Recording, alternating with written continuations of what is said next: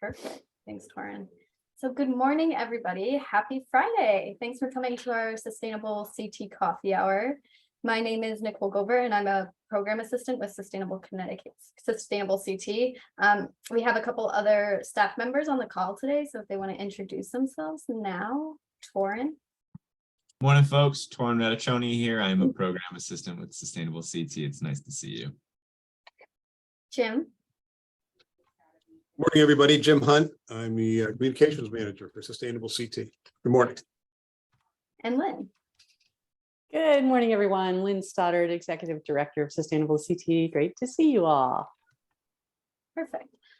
So today's coffee hour is covering funding opportunities. We're lucky enough to have two guest speakers with us, Sarah Watson from DEEP, who will talk about the Climate Resilience Fund, and Mary Buchanan from the Connecticut Institute for Resilience and Climate Adaptation, who will talk about the Climate and Equity Grant Program. So without further ado, Sarah, if you want to take over. Sure. Good morning, everybody. Happy Friday. Not sure if you're like me going, oh my gosh, I cannot believe it's Friday. And also, oh my gosh, I really need it's Friday. I need it to be Friday. This is just a very abbreviated version of some of the presentations we've been giving about the fund. If you want much more detail, it'll be on our website, and I will put the link in the chat after I finish speaking, because I can't remember to do both things at once. So just a very brief overview.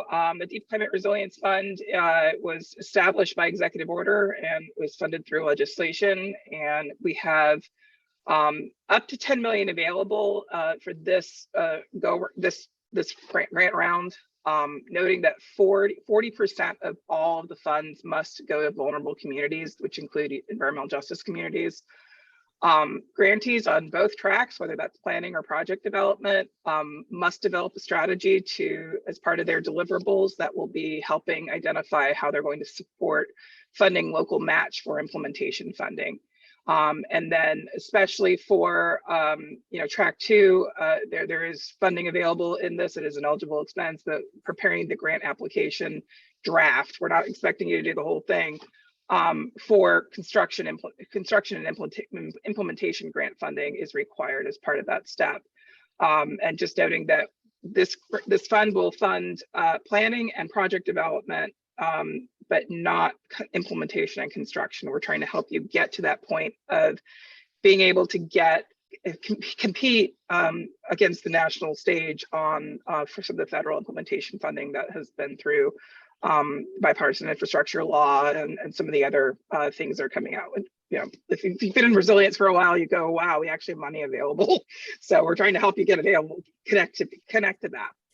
So just breaking down track 1, this is really for if you have not done any kind of planning, and I'm talking about resilience planning.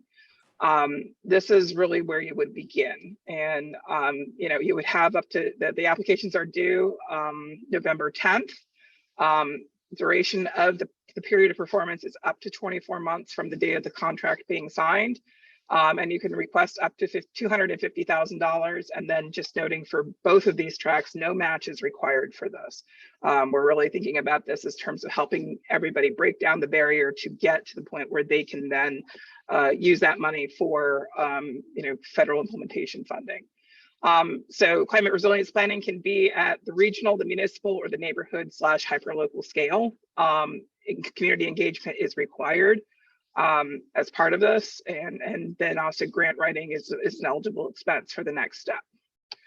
So for project development, this is really the goal is to say, okay, you've identified a project that's a resilience project, or even at the point of you've identified a bunch of projects and you need to figure out which ones to pursue.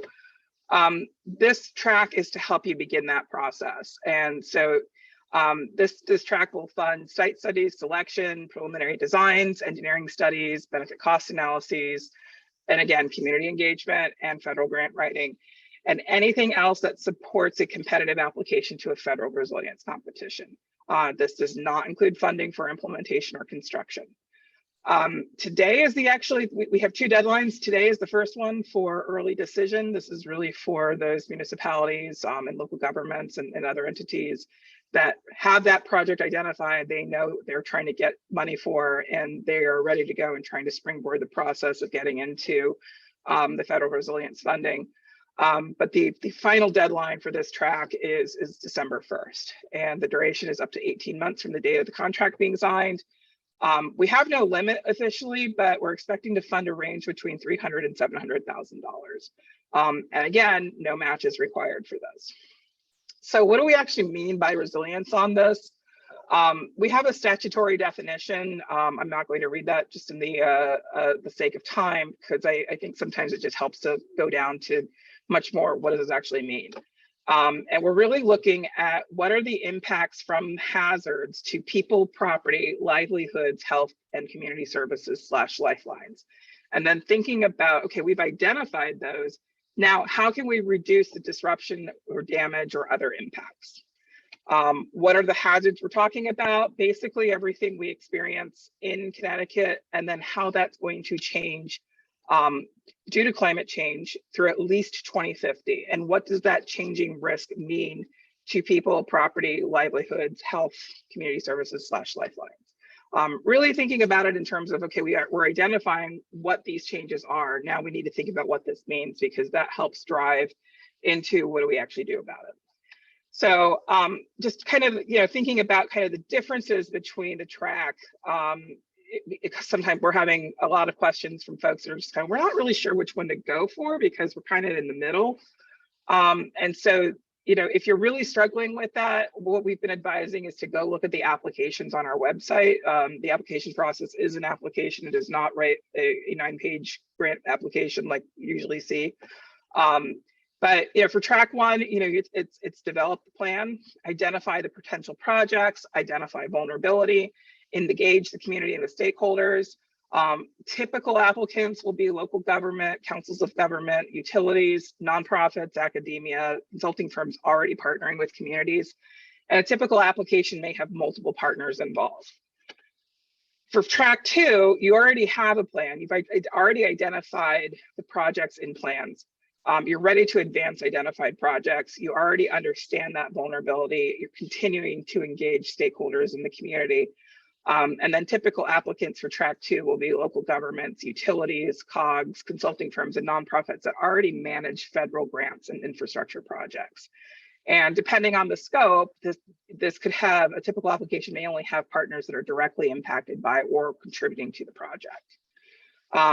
And then just as a quick overview, quick reminder that, as I said at the beginning, at least 40% of the resources, this is in line with the Federal Justice 40 initiative.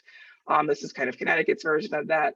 At least 40% of the resources must go to municipalities where vulnerable populations reside. And what this means is that if DEEP awards $10 million in grants, at least $40 million of that must go to those municipalities or census tracts. We have set it up on the application that you will be able to fill that out and figure that out, whether, in two of the questions, it's a yes or no, you are identified on those census tracts. And we link to the maps for you to be able to find where your project or your plan would be.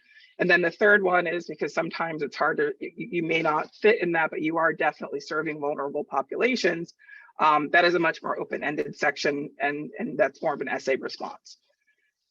And then just as a reminder, just all the eligible applicants is basically everybody in the resilient space. That's local government, councils of government, nonprofit organizations, utilities, academic institutions, and the private sector. But do note that all applications must demonstrate a strong commitment and partnership with local government and community organizations. And thinking about it, especially with regard to planning, you need to think about how things are ultimately going to be implemented. So bringing the local government partners in at the very beginning helps that process proceed, because sometimes it's the local government that's the only entity that can actually apply for some of the federal funding. And just, as another reminder, all grantees will be required as part of their deliverables to develop a local match funding strategy to meet the non-federal match requirements of the federal opportunities. And that may include using stormwater authorities and climate resilience board expansions that were authorized under Public Act 21-115.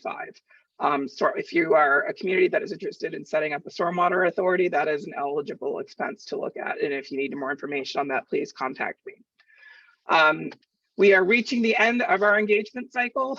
My voice is very grateful for that. We will have one more round of office hours on Thursday from 11 to 12. And then we will also have a budget and milestone chart discussion webinar on Thursday from 1 to 2. We have recordings of all of our webinars already on our website. So if you've missed those, you can definitely go back and relive the glory. And then the slides are also available as well. And then here's my email address. If you have any questions, feel free to send me a note. Great, thanks, Sarah. Does anybody have any questions at this point in time that they'd like to ask Sarah? You can either put them in the chat or take yourself off mute and just ask them. I have a comment. This is great, Sarah. Thanks for the overview. Coming from Sustainable CT, so this high priority on vulnerable communities is awesome. As most of you probably know, Sustainable CT offers free equity coaches to towns that are registered for our program. So if that would be useful and some kind of partnership with us, as you're looking into how to best consider the needs of all populations as you're developing project proposals and projects, you could certainly request an equity coach to help with some of that work. That's really cool. I did not know you did that, and good to know. Yeah, feel free to share that that further. Okay. The way to get information, I'll just put it in the chat with our just little info@sustainablect.org if anyone wants to.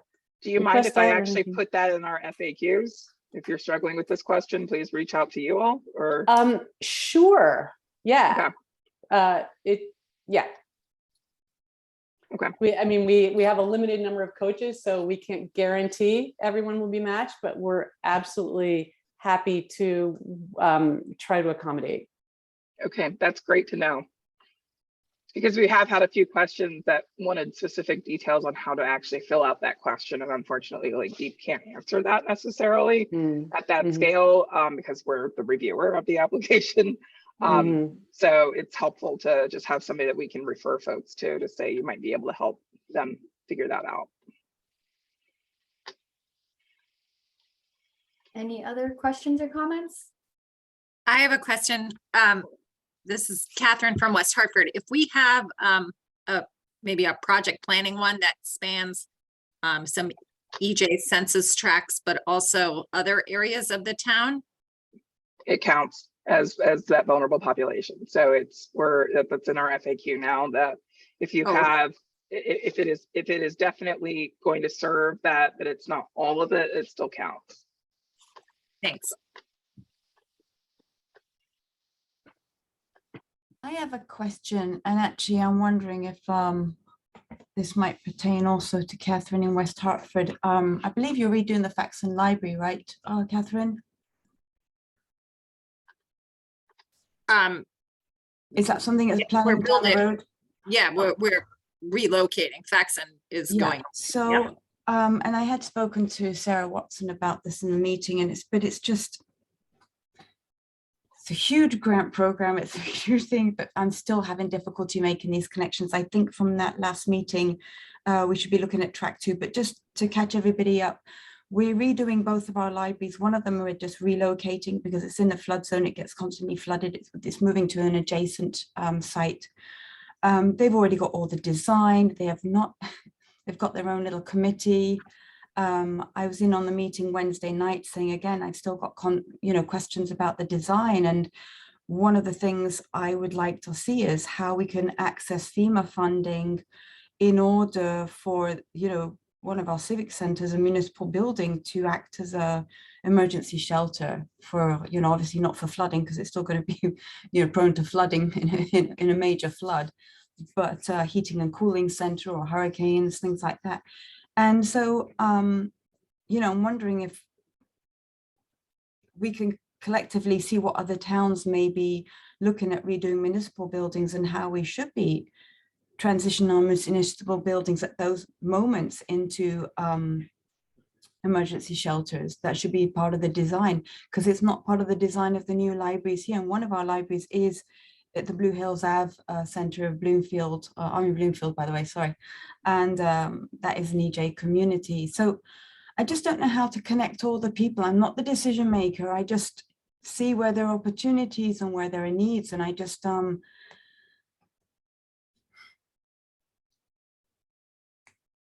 help. Were you referring that to me or? Anyone, everyone is Yeah. like, how can we pull this together? Because like I said, this is not just about us and our libraries. This is about how we rethink putting millions of dollars into redoing our municipal buildings and still failing to meet some of the needs in this climate crisis we're in. Okay, we don't have that need right now, but could we in the next 10 years, 20 years? You know, hopefully we're not building municipal buildings as 20-year builds. Hopefully we're putting a lot of money into at least 50-year builds, maybe 100-year builds. Isn't that how we should be building today? And with that in mind, shouldn't we be having them as emergency shelters? And especially when there's so much FEMA money, it's exactly for this purpose. So who wants to help and collaborate and like look at this as a collective thing? Because many hands make light work. And I think we can, you know, so instead of just reinventing the wheel with each town, let's take a look at this as a design thing and streamline some of the access to the monies and getting the right people into the conversation at the right time, so that people like me aren't coming in to my very own town and looking at these builds and having to sheepishly go to the architect and say, would you mind if I take a look at the plans? Would you mind answering some questions? And him being uncomfortable because he's like, well, did you not go through a library committee? And I'm saying no, because I'm getting crickets every time I connect with them. Even though my title is environmental planner, I'm not really sure why I even have that title. Sometimes I'm feeling like a line item. So yeah, help. So I'm going to kind of approach this. Before I came to Connecticut in January, I was at the South Carolina Sea Grant Consortium working directly with communities on planning for resilience. And sometimes what's helpful is, you know, if you think about what the challenge is, ultimately it's relationship, that maybe you don't have the relationships with the people that are making other decisions. And sometimes that's really difficult to do. And sometimes it's not always perfect. A planning process is actually a way to bring people to the table, because you're all going to sit down together and talk about what you're ultimately trying to do. And, you know, one of my backgrounds is as an urban planner, and you think about what's the most important part of the plan. Is it the ends, like the actual plan, or is it the actual process of building the plan, which builds all the relationships and the connections and the knowledge? And so sometimes, I'm not going to say that that's exactly what's going to work here, but that's something that can help springboard the kind of relationships that you may be needing to make. I have had them agree to come and talk to our environmental committee, but it's a very small committee, and but still, at least there's that one step, and hopefully we can have those questions in that semi-public arena. But so yeah, that would be the process part. But they seem so far along in the design. But that isn't the library in the Stephanie, I mean, community. Stephanie, in West Hartford, I mean, I'm welcome to, you're welcome to connect some of the people in your town with people in our town, if that'll help at all. I don't know what the process is. The new community center we're building will be a shelter or a receiving center or whatever it is. But you know, every building we build is not one, obviously, because we don't, you know, you kind of have to be strategic, because it is a big decision. So I guess you would have those strategically placed throughout town. But yeah, I mean, we can connect offline if there's any way we can help. But Sarah, correct me if I'm wrong. I mean, this money is more in the initial stages. It's not going to fund the design or the buildings themselves. This is kind of more planning. Well, and project development can fund, you know, it depending on where you are in the project, it can support initial designs. It's whatever is needed to get to that application for federal implementation, and the various grant programs have different levels of what you need to be able to do. And a lot of them are starting to come into the soup to nuts portion of it, where they're, you know, you come in with your concept and we'll work with you throughout it. But it also, those tend to be really big projects. So this can be kind of whatever you need to get to the point of putting in a FEMA brick application. So.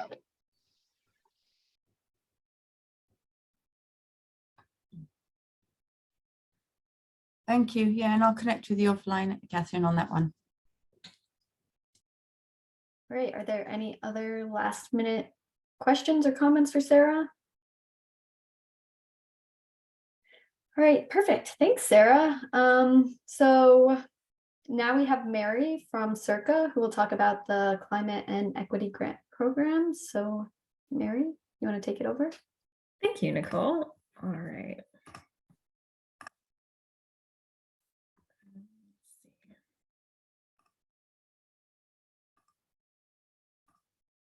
There we go. Can you all see that? Yes. Great. So hello, I'm Mary Buchanan. I'm the Community Resilience Planner at CIRCA, which is the Connecticut Institute for Resilience and Climate Adaptation. We are based at UConn's Avery Point. And I'm here to talk about the Climate and Equity Grant Program, which is a new program that we've just opened and will be open until November 18th, which will be written on a slide coming. But this grant program fits into the wider resilience funding picture within Connecticut. So I'm just going to give you a little bit of background. We're coming here from a directive from the Governor's Council on Climate Change. Their phase 1 report had this recommendation to develop and identify funding for community engagement, including grants for community-based non-governmental organizations to work on mitigation and adaptation to climate change. So CIRCA is partnering with DEEP on this. DEEP asked CIRCA to create this pilot program for climate and equity. This summer, we did an inventory of other similar programs that are run in other states, as well as best practices for community engagement and environmental and climate justice focused grant programs. We established a grant advisory committee, which is one of those best practices to make sure that we're getting input from experts in the field who have experience within Connecticut.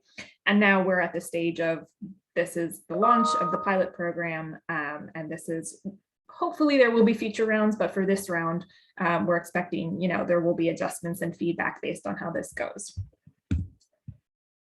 So as I mentioned, the state funding picture, we just heard from Sarah about the DEEP's Climate Resilience Fund. All of this is pushing in the same direction, which is adaptation and resilience for climate change. A couple of things to note about the Climate Equity Program in particular is this focus on community-based organizations. So eligibility is community-based organizations, tribal governments, and tribal organizations. So if you're a municipality or a COG, you can't apply for this program, but you might have partners from these types of organizations that might be interested. There's also the program focus on building capacity in vulnerable communities. So every project funded under this grant should advance equity for vulnerable communities within Connecticut, specifically focused on climate change mitigation and adaptation. This is also open to smaller projects. So one piece of feedback that we got both from our grant advisory committee and for that was some of the feedback from DEEP's straw proposal earlier in the summer about the Climate Resilience Fund is that some smaller organizations, particularly those working with volunteers or that are quite new, don't have the capacity to manage large grant amounts, but could still do useful things with micro grants or smaller amounts. So this program enables organizations to apply for those as well. And then also this is administered by CIRCA through UConn. So we're sort of using the existing UConn infrastructure for grants to make this work. So the purpose is to fund projects that increase the capacity of vulnerable communities to mitigate, plan for, and respond to climate change impacts. Mitigation and adaptation are both related to sort of living with and adapting to climate change, but mitigation is more of a climate action, reducing emissions, whereas adaptation is more about how are you responding to the impacts as they happen. So both can work under this grant program. As I mentioned, eligibility is community-based organizations, tribal organizations, and tribal governments. If you're wondering if you're a community-based organization or if one of your partners is, this is a non-governmental organization. It could be nonprofit, but it could be for-profit that is aimed at improving a community's well-being and functioning, is representative of the community that it serves, and provides services to a community based on input from that community. So there should be some sense of a two-way street there in terms of getting input and involvement from the community itself. So this could be a 501(c)(3) organization. It doesn't have to be. It could be a religious organization. It could be a neighborhood group or other NGOs. If you have a question about whether or not your organization counts, you can email me. I'll have my email address at the end of this presentation, and either myself or someone at CIRCA can talk to you about it to make sure. There are 2 tracks of funding under this program. As I mentioned, we do want to make small grants available in order to reach some of the organizations who don't yet have the capacity to manage larger grants. So if that's you, you might want to apply on track 1, which is $2,000 to $10,000. Track 2 is $10,000 to $50,000. These tracks are just about the amounts, not about the type of project. So that is a distinction from the 2 tracks on the Deep Climate Resilience Fund. And this is more about making sure that we can balance the project sizes among the final project pool. So most of the thinking about this will be done on CIRCA's end when we're selecting grantees, but it also is to hopefully give a little bit of confidence that, you know, if you have a smaller project that you want to apply for, it's not going to get lost in the mix. If you apply for $4,000, there will be small grants given out with this program. And for this round, we expect to award $150,000 total, and there is no match required on either of those tracks. So we're looking for planning, capacity building, or education projects that advance community scale climate adaptation or climate mitigation efforts. By community scale here, we mean a project basically that is rooted in a specific place, involving a group of people with a shared concern or need. Those community members should be involved in the project. That's part of being community scale. All of the projects should include at least one well-defined and measurable goal. So we did put a lot of effort into making the application, reducing the application burden as much as possible. But that is a metric that we will be using when we evaluate the applications. Is there a clear goal that can be measured and achieved? So some costs that are eligible under this grant could be staff time and salary. So if you want to pay someone to develop maybe a climate resilience plan for your organization, or to do outreach to people that you serve to connect them to existing climate resources, that might fall under staff time, materials and supplies, food for community events if you're holding workshops, travel expenses, as well as indirect costs up to 10% of the total grant request. So projects might be developing a climate action or climate resilience plan. This can also be used to fund training, climate related training for your organization staff members, or to compensate organization staff members for participating in either the GC3 meetings or other climate related planning initiatives at the state level or in your local municipality. To sort of bolster the access to that planning and decision-making process, and to make sure that those other planning initiatives get the input from communities who are affected. Community outreach, education and awareness campaigns, outreach to connect community members to existing resources. So something like weatherization, maybe for your house, You could also have a more hands-on project, such as a build a bike workshop or something else for carbon neutral mobility. So that's again more on the mitigation side than adaptation. And you could also use these funds to develop a proposal to seek additional funds. So if you wanted to fund staff time to work on developing some next steps and then identifying which project you're going to apply to in the future. That is not our full list of examples. We do have an FAQ document that is on CIRCA's website, which I'll have a link to in a moment, that has more project examples too. So in terms of deliverables, you should expect to have to do a brief final report at the end of the grant period. So summarizing basically what you've done, what the outcomes were, accounting for your project expenditures. There will likely be additional deliverables, but these are going to vary based on your project.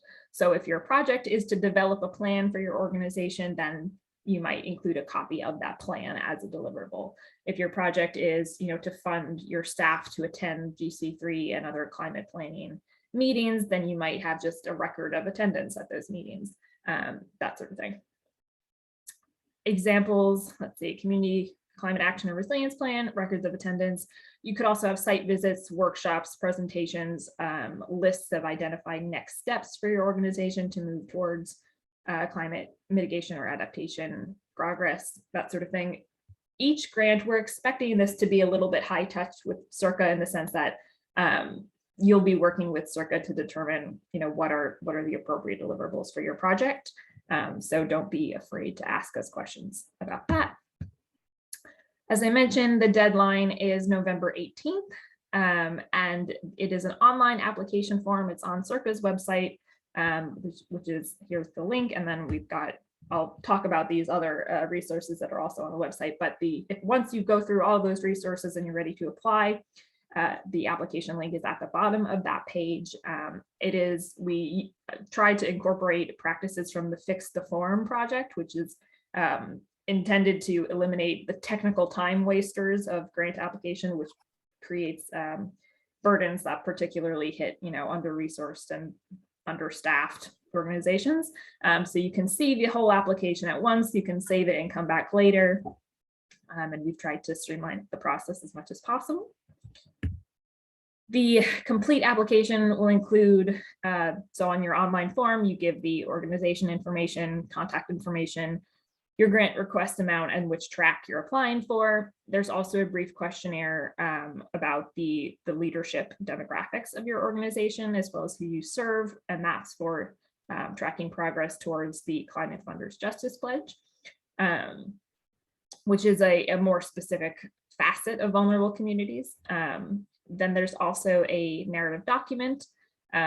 Details on this are all in the request for application, but that has basically 5 questions about your project goals, your organization's background, how you're incorporating the community in which the project is based, how this is advancing equity for vulnerable communities responding to climate change in Connecticut.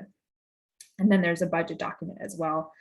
We've included a template for the budget, but you don't have to use it if you have another one that your organization prefers. Due date is the 18th. We hope to notify grantees by mid-December, and then the project period is next year. And there is a slight possibility that, if extensions are needed in order to get you through the UConn grant making process in terms of getting you set up in the system, it might end up being, February to January or something like that. But again, if that happens, we will work with you to make sure that everything's sorted out. On that CIRCA website, so this is under our environmental justice section on the CIRCA webpage. I'll put a link to in the chat as soon as I'm finished with this. We've got the full request for applications. There's an FAQ document. There's also a document with explanations and examples for helping you, basically walking you through the application and what we're looking for in each section of the application. There's a template for your work plan, which is part of your application in the narrative document section, the budget template, and then the application form itself. I know that was a lot of information that I went very quickly. I am holding a webinar, also CIRCA is holding a webinar Tuesday, this upcoming Tuesday, the 25th at noon, where we're going to go through this hopefully a little bit slower and in more detail. And I'll hopefully be able to show some of these additional documents as well during that webinar. And you can register for that on the same webpage that I'll put in the chat. All right, any questions? Thanks, Mary. Yeah, does anybody have any questions or comments? I'd like to ask a question. How do you define a vulnerable community? That's a great question. We are using the same definition that's in the Deep Climate Resilience Fund, RFA, request for applications. It's also in ours, but basically there's a statutory definition in Connecticut, and then Deep has expanded upon it, and we have followed in Deep's footsteps. So you could be, there's low and moderate income EJ communities, which it has the accompanying map on Deep's website. Communities eligible for reinvestment, which is also under the Reinvestment Act. So there are some that are sort of yes or no questions like that, but you can also, there's a whole list of different communities that are, or populations that are particularly vulnerable to impacts of climate change. So the elderly, for example, children who are more sensitive to heat stress, communities of color who've been, historically excluded from a lot of the previous climate planning processes, people with disabilities. And there is a, it's an open-ended question in our application document. So if you can explain why, you're working with a particular population who's impacted by climate change, even if they don't fit into one of the statutory populations or the list, that's okay. It's meant to be very flexible. Thank you. Sure.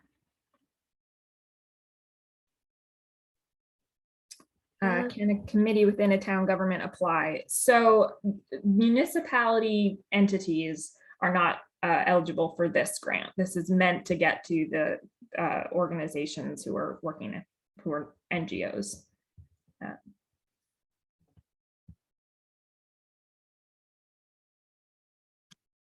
Anyone else?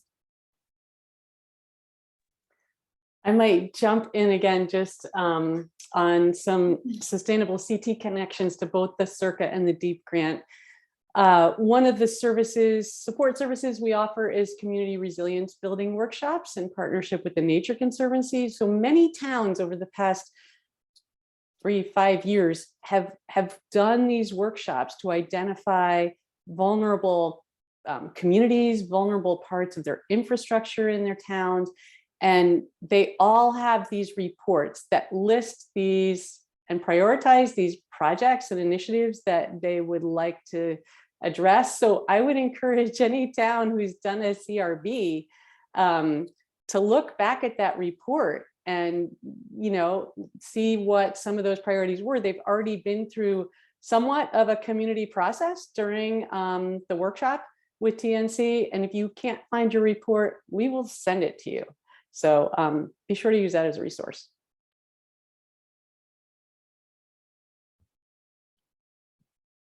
Okay, thanks, Mary.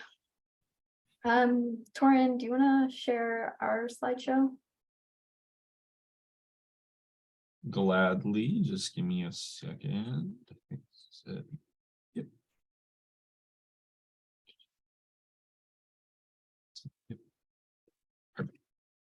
Awesome. Okay, so at this point, we're just going to go through a couple other funding opportunities that are available. And then after this, we'll highlight some of sustainable CT resources that are available for funding as well. So Torin, if you can go to the first slide. The first funding is from the Rockfall Foundation. It's the 2023 Annual Environmental Grant Program. This supports projects that enhance the environment in the Lower Connecticut River Valley through preservation, conservation, restoration, or education. And the deadline for this is Thursday, November 10th at at noon. The next grant is the GROW grant from the New England Grassroots Environmental Fund. This grant supports groups by further developing a community vision, lowering barriers to participation, identifying new stakeholders, and working to bring more voices and lived experiences into core decision-making processes. This grant is intended for groups doing local grassroots work in Connecticut that are volunteer-driven or have no more than 2 full-time paid staff, and or groups that have an approximate annual operating budget under $100,000. The deadline for this is March 16th. Next slide, Torrin, please. Great. The next grant is the Food System Capacity Building Grant. This provides funds to Connecticut organizations and groups involved in food system policy and or creating innovative, localized programming in their respective communities to increase food access and address food insecurity. The deadline for this is November 15th at 4. And then there's the EPA's Environmental Justice Thriving Communities Technical Assistance Centers program. Maybe the longest grant title I have ever heard. This provides technical assistance training and capacity building support to communities with environmental justice and energy concerns. It can also assist with navigating federal systems such as grants.gov, assist with grant writing and translation and interpretation of services for limited English speaking participants. The deadline for this is November 1st, 2022. Next slide. Next is the Transportation Rural Improvement Program, TRIP, which is administered by CT Department of Transportation. This provides state funds to municipal governments for infrastructure improvements in rural areas of Connecticut. Activities may include transportation capital projects such as construction, modernization, or major repairs of infrastructure, and municipalities can apply for this grant through their respective COGs. The deadline for this is February 28th. And then there's the Thriving Communities Program, which is US DOT grant. This provides assistance to at least 30 communities to help prepare, develop, and deliver transformative infrastructure projects. Applicants should propose strategies that provide technical assistance, deliver increased mobility, reduce pollution from transportation, provide more affordable transportation options, improved housing conditions, or that enhance health. The deadline for this is November 22nd, 2022. Next slide, Tor. And then we have the BRIC grant, which Sarah mentioned briefly. That is the Building Resilient Infrastructure and Communities grant, which is a FEMA grant. It supports state, local communities, tribes, and territories as they undertake hazard mitigation programs, reducing the risks they face from disasters and natural hazards. The deadline for this is January 27th. And then there's another FEMA grant, which is the Flood Mitigation Assistance Grant. And funds may be used for projects that reduce or eliminate the risk of repetitive flood damage to buildings insured by the National Flood Insurance Program. The deadline for this is January 28th. Next slide. So we went through those pretty quickly, and these are just some of the grants that have approaching deadlines. Sustainable CT manages and updates a grant portal where you can see grants that are available and how they fit into our action categories. So I am going to turn it over to Torrin now, who's going to give you a small demonstration of our grant portal, where all those grants that we just mentioned, you can access them and they'll go into the nitty-gritty details of what's required. And all that. So Torrin. Thank you, Nicole. Let me pop over to a fresh screen that has our social media work, but I'm going to actually go back to our website work. Okay, so as a starting point to access our external grants portal, you would want to go to our homepage and you would want to go under support for your town, where you'll see the link where it says external grants, and that will be a menu item that you can just click and you will go to our portal. Our portal is really cool because you not only can see all of the available grants that are currently accepting RFQs or any kind of submissions right now, but you also have the ability to search for certain keywords, certain resource types, whether they're a grant, incentive, tax credit, or a rebate, which action potentially these grants will apply to. You can filter by whether the eligible applicant can be a municipal government, a regional partnership, or something completely different. Whether the grant is very competitive, generally competitive, or non-competitive at all. And when we built this, we actually built in another tab for electrical utility service area. So for some grants, they're only available to certain electricity customers or energy customers. So we made sure that we included that tab as well.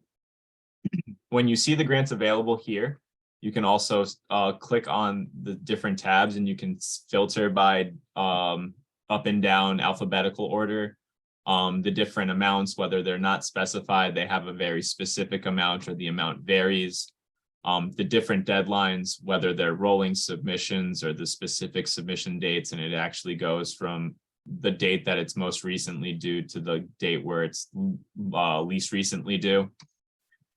You can filter by competition as well as the type that we've mentioned in the previous fields up here.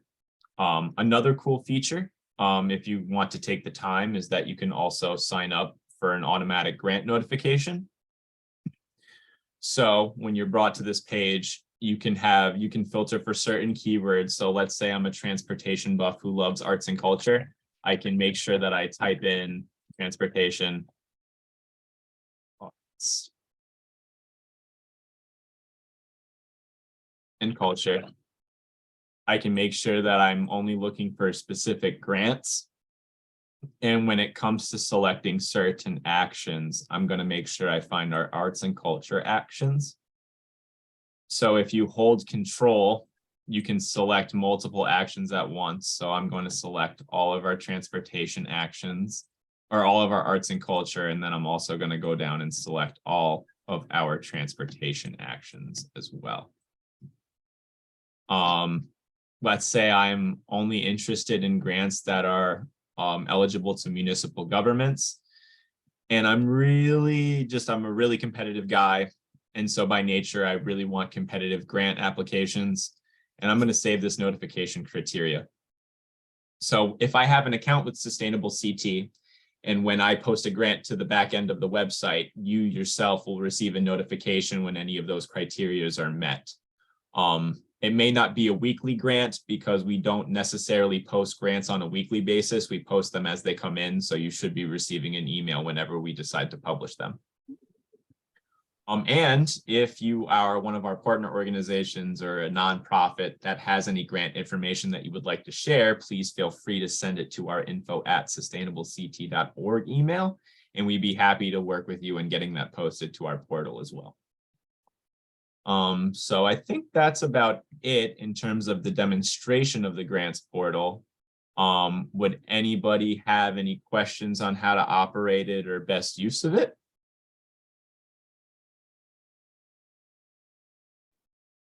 No, I'm excited that I just learned about it, though. This is Denise. Wonderful, wonderful. I'll be going Denise. there. Great, great. Happy to hear. Happy to hear. As well, too, I'm going to pop my email in the chat if you guys have any questions on, how this works, or again, any grants that you may want to work on getting posted to the website. Feel free to let me know. Awesome. Thanks, Torin. All right, and finally, we're gonna hand over the controls to Lynn, who's gonna get into our community match fund. Hi, everyone. So I'm pinch hitting for Joseph Dickerson, our community match fund leader, who's out on vacation for a couple days. You're probably familiar with our community match fund, designed from an equity perspective. So rather than a traditional municipal grant where the town signs off, we are looking for people with great ideas for things to improve their towns. Anything that aligns with the Sustainable CT roadmap. It's like essentially not really an application. You call up Joseph, talk about your idea. Let's say it's a community garden on a vacant lot. He says, that's cool, it aligned with our roadmap. We help you build your crowdfunding page on our crowdfunding platform. And we give you coaching in crowdfunding. And we then advertise your project through our social media and whatnot. You're up and running. Usually it's a 6 to 8 week campaign, and you've got your crowdfunding money, and we match what you've raised dollar for dollar. So here you can see in the past 3 years, we've invested 2.8 million. Some of that 1.3 has been from Sustainable CT, and 1.5 has been inspired by all these crowdfunding matches from people in communities, small businesses, and so on. We have over 236 projects across the state. And this is the cool thing. Over 12,000 people across Connecticut have shown that this is just not someone's own idea, that they share this dream for these projects, and they've donated $1, $5, $100, whatever. But the whole point is that this is shared community vision. This is something that's inclusive, that other people believe that this is important for their communities. So the types of projects, we go up to $7,500 for our match. It could be a $15,000 project. You can see we have, these are up and running right now. So if you see any, like the Bloomfield Organic Waste Curbside Pickup Program that Stephanie's behind, click on it and make a donation. This one must have gone live recently. We have a lot of arts, pollinators, climate projects. We have special funding for composting and food waste, and we have special funding designated for climate work. So some of these things could be similar to the projects that Mary and Sarah spoke about. We've had a lot of, Mary mentioned the bike programs for youth or folks needing low cost, low carbon transportation. We've had a bunch of those that we've supported. It just goes on and on and on. So it's an awesome program. It's very low barrier to entry. You don't have to be a 501c3. You just have to have a great idea. And we'd love to support it. So I'm going to stop that quick introduction. And if anyone has questions on that, we'll have you set you up with Joseph when he gets back next week.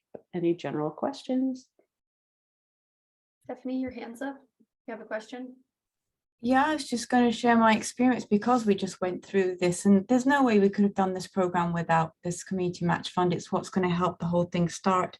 And I have in several ways sort of put out there, please, any towns who want to join, you don't need to, like I said, reinvent the wheel, just join what we're doing. Or if you're in a different vicinity, we can help guide you with what we've done, how you can replicate the same thing. So don't start from scratch. It's a lot of work. So, and then the other thing with this, if anybody's interested in learning more about how we're doing it, I've managed to secure the funds that come from the bottle bill into a separate line item in our budget that I've been promised is the money I can use to continue this program beyond the pilot program. So that means it's not just going to be a pilot program that just falls dead afterwards, or I have to scramble for the money. The money should be rolling in every 6 months and building up, funding to keep this going. I think also the more time you spend in thinking about how to do this, more you can actually try and just do more with less money. So for example, we knew we could only really fund 75 pickup sites. With that $15,000, 7,500 which would be raised, and 7,500 coming from Sustainable CT. But I asked the hall, I said, well, what if we have 75 pickup sites, but we have, say, 3 or 4 people on that street all just dropping off at the same site? It's more organic matter, so actually it's more stuff for them to turn over into compost, but they don't have extra pickups. So, and they agreed we could do that. So even this program is potentially to only 75 pickup sites. You can sort of embolden the community itself to come together and work, neighbors with neighbors to say, okay, we'll have a pickup site at one person's residence. So what I'm saying is just the more people you talk to about ideas, the more things you generate in ideas and the more feedback you get. But reach out to me if you want to do something like this. I'll share whatever I have, including the sign-up sheet I created and the hurdles I've had to get over, and how to do something like that purely from just anyone who's going to listen to you from the outside, because it's not coming from within. has been nothing from within the town to help with this. So Thanks, Stephanie.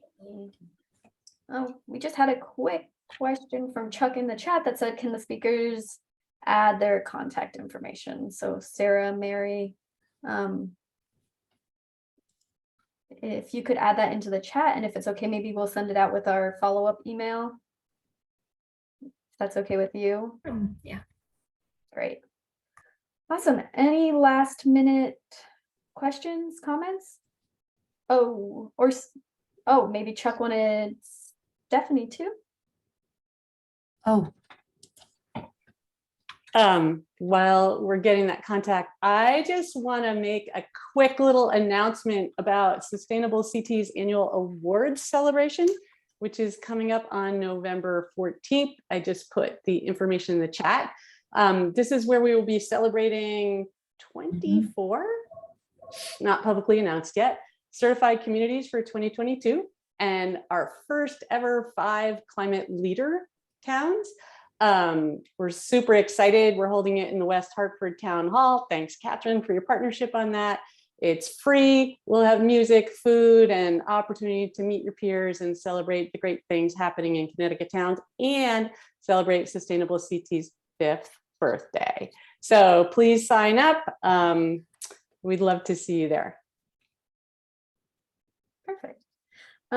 So thanks again to Mary and Sarah for taking their time to come and speak to us today. And thank you all for coming. If you have any questions, as always, feel free to reach out to us at info@sustainablect.org. And we hope you enjoy the rest of your Friday. Thanks, guys.